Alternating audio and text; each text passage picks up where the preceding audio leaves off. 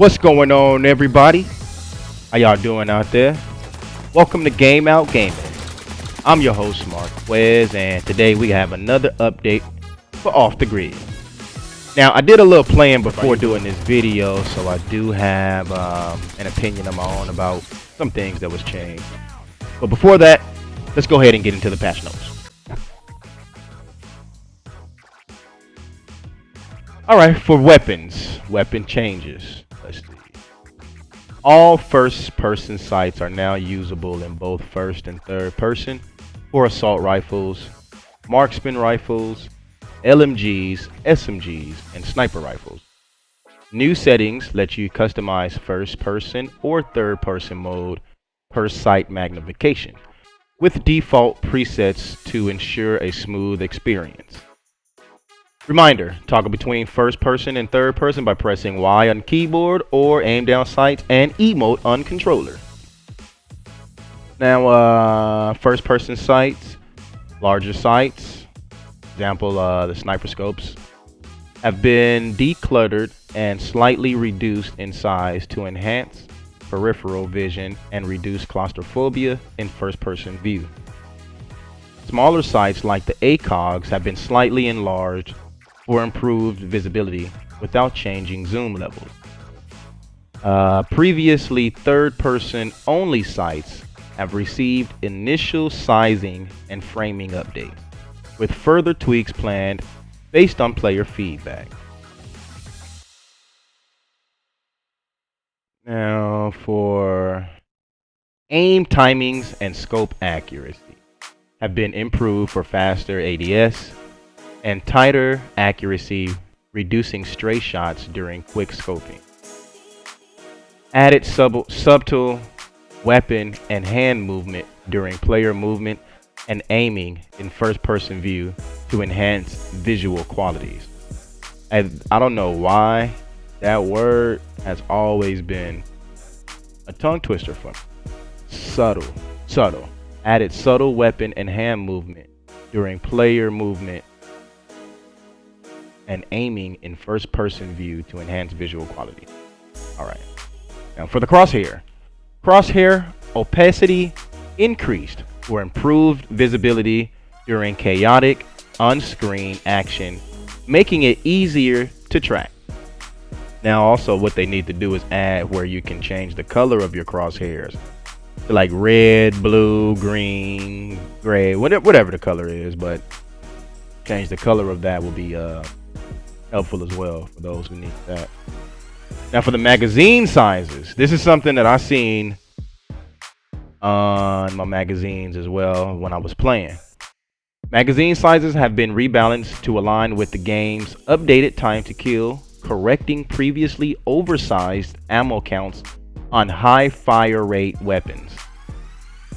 Rounds needed to knock targets generally follow compact 55 to 60%, default 45 through 50%, extended 35 to 40% for the drums, 30 to 35%, with LMGs having lower thresholds, compact 30 to 35%, default 20 to 25%, extended 18 to 20%, and the drum 15 to 16%. So now, yeah, I noticed that my a magazine for the Enforcer has been reduced. I think it was what, 64 before that you had in the drum magazine. Now it's 48. I was like, yeah, that should have been really reduced, but I mean, I get it. Limb loss penalties and bonuses. Recoil increase when missing an arm is now 10%, was 20. Recoil reduction when missing legs is now 10%, was 20. Weapon adjustments, the AR, the Casper, burst cooldown reduced to 0.25 seconds, was 0.35 seconds. Damage reduced to 60, was 70.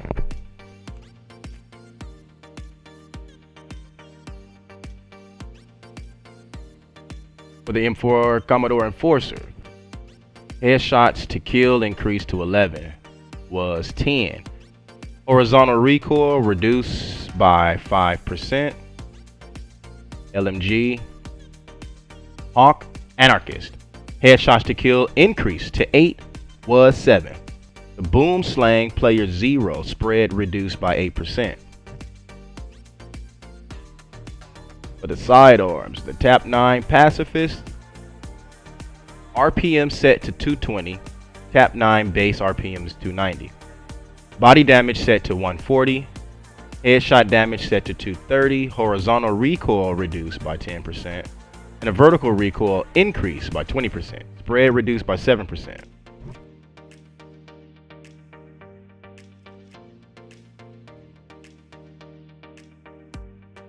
SMG, Kite Nebula. Kite Nebula now has correct attachment allocations across all rarities and supports swapping muzzle sight, tactical, and magazine attachments. The SR.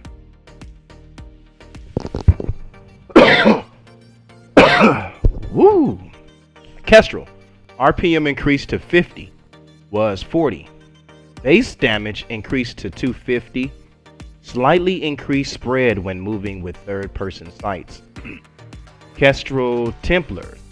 Since the base Kestrel was changed, the following has been implemented on the Templar variant.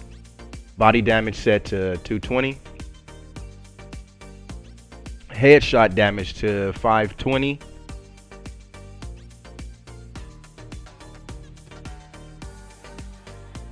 The Ninja Kestrel. Since the base Kestrel was changed, the following has been implemented on the Ninja variant. Body damage set to 280. Headshot damage set to 480. Now, recoil adjustments. Several weapons had their recoil adjusted Several weapons had their recoil adjusted to reduce the number of turns the patterns take to provide a cleaner result. Spread adjustments. Sniper rifles aimed and fired in third person have undergone a spread adjustment to increase their accuracy when standing still, but increase their spread slightly more when moving along the ground.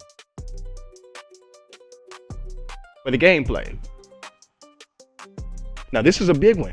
This is one that I've seen that was a big buff for the sliding.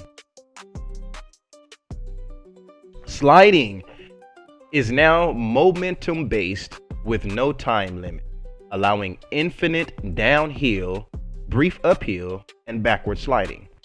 So for the sliding, if you haven't tried it already, the sliding has really gone through a change. It's in my opinion, it's I like it. It's great. It's good for maneuvering and movement. And yeah. So that's one thing that I noticed immediately. Once I slid on the ground, I'm sliding much farther and seem like more smoother on the ground. Reworked camera framing to reduce motion, keep the player more visible, apply consistent FOV regardless of speed, and use zoom based on intended engagement range.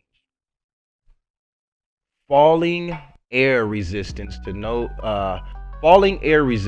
no longer slows speed below sprint speed when falling backward or without movement input. Added flick stick settings for motion aiming with customizable activation, timing, smoothing, sensitivity, and dead zone. Improved melee targeting consistency.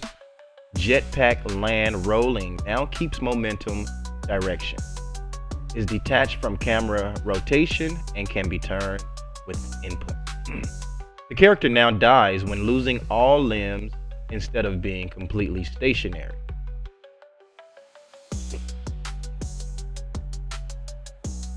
Fixed an issue preventing weapon switching while using the jetpack. Fixed an issue causing the aim point to shift after aiming through first-person view scope. Fixed an issue where the character becomes invisible and the scope breaks after the user spams aim mode toggle while scoping and reloading. Fixed an issue preventing weapon movement animations from being played while in crouch. Fixed an issue causing the weapon to float near the character while swapping the left arm in left shoulder view. Fixed an issue where the reticle elements are misplaced when switching to the left shoulder view. Fixed an issue causing muzzle flash and tracer video effects to appear in the center of the screen after switching between first and third person aim. The cyber limbs, what I didn't see there, but what I noticed didn't happen to me, at least during the playthrough when I was testing it. I know once I killed a person, it used to, on a regular, stop my running. I couldn't do anything until I reloaded or like use a limb ability. I don't see anything in regards to that being fixed, but again, I haven't had that happen the times that I played, so fingers crossed. For the cyber limbs, fixed an issue causing the paralyzer cyber limb to not hide the player from the enemy recon drone. Fixed an issue preventing the paralyzer cyber limb from highlighting hex terminals and loot containers. Fixed an issue causing indifferent weapon holstering results after canceling the maxi gun. Fixed an issue causing missing hit damage indicator when the player gets shot by the maxi gun.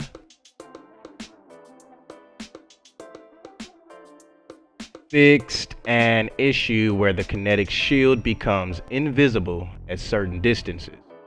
Fixed an issue causing the hammerheads to hover and cancel at a slow interval. The UI and lobby fixed an issue causing the ammo counter to not properly update while shooting the Kestrel. Fixed an issue causing the image of a minimized tile in the content pack to load only after interaction. Fixed an issue where the challenges widget loads with a noticeable delay after boot, preventing the noob challenges tab from appearing. I'm gonna read that again. Fixed an issue where the challenges widget loads with a noticeable delay after boot, preventing the noob challenges tab from appearing. Fixed an issue where the text on the leave match pop-up wasn't bold. It is now properly emphasized. Fixed an issue where the players in a squad using push to talk voice chat mode appear with a muted icon in the squad section of the social panel. Added a new lobby news section. Added lighting features to the event and leaderboards tab. Fixed an issue where the ammo counter in the weapon customization menu doesn't show correct ammo after a magazine change. For various fixes, fixed an issue with the soldier backpack where after firing a pistol and switching weapons, the second weapon incorrectly shows the pistol's ammo count. Fixed an issue causing drop loot to sometimes get stuck in the DJ container. Fixed an issue preventing squad members from hearing each other depending on the invite and join order. Oh my god, I don't know how many times this has been an issue. Can't hear each other, and it's because of, you think it's because of something wrong with your headset or your game, but it's this. Fixed an issue where the player does not see the deathmatch in-game sequence cinematic and remains invulnerable if pressing the escape button after the final scoreboard is displayed. And fix multiple issues related to localization and location. Well, there we have it, everyone. Those are the patch notes for today's update. Now, one of the first things that I noticed when I first logged in was about the slide. The slide was greatly increased, and like they say, it's momentum based now. So the faster you're going, the more you're sliding. For me, that's great news, and can't wait to go ahead and continue to use that ability.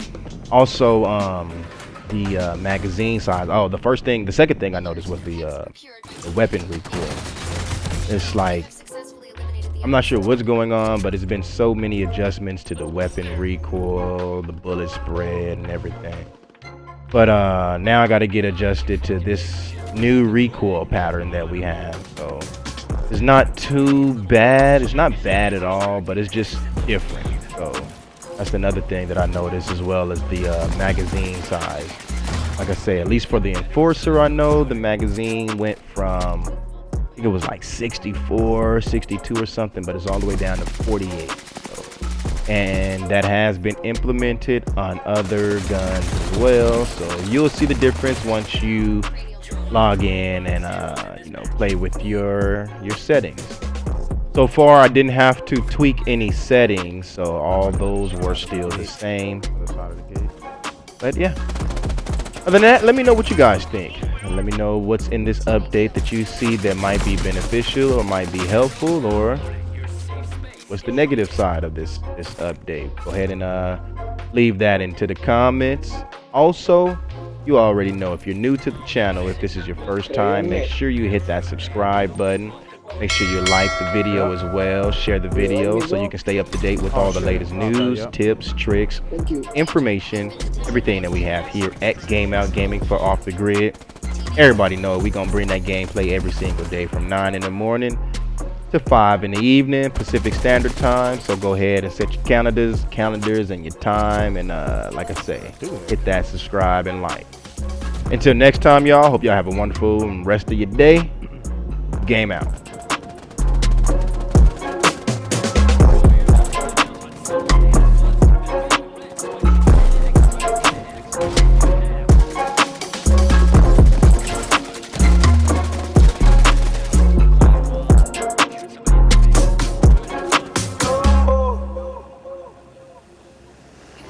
Delivery promotion is on. First come, first served.